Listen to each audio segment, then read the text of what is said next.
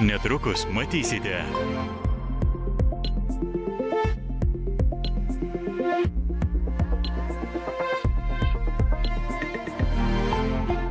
Likite su LRT. Marijampolėje moksleiviui sužalojus bendramokslius su vaiko teisių specialistais kalbėsimės, kaip užtikrinti vaikų saugumą mokyklose. Finansų ministerija skelbia, kad jau galima įsigyti gynybos obligacijų su didesnėmis palūkanomis, ar jos taps patrauklesnės gyventojams. Už vienodos vertės darbą vienodas darbo užmokestis, kaip skaidraus atlygio direktyvai ruošiasi darbuotojai ir darbdaviai. Laida Labadiena Lietuva nuo 14 valandos. Žinių ir azarto šventė ekranuose tęsiasi. Jau trečias auksinio proto finalas.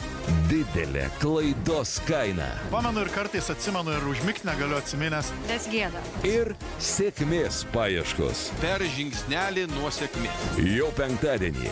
Gadinu. 21:00 per LRT televiziją. Ne mūsų diena. Lapelių kaime Daiva kepa. Prabundi ir galvoji, gal kažkokį tai naują sausainuką reikia padaryti. Ir senosios virtuvės muziejus kieme. Dar ir vaikus prausdavo tokiose didelėse. Pagulbio kaime Kazimiero autentiškai atkurta 100-metė sodyba. Pulsuoja energijai. Ir sodyboje skambanti šeimininko muzika. Buvai ištikimiausias mano draugas. Čia dabar aktualijų laida vaikams.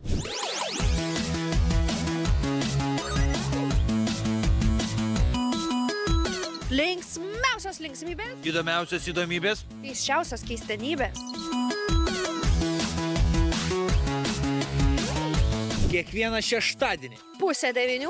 per LRT televiziją. Miau.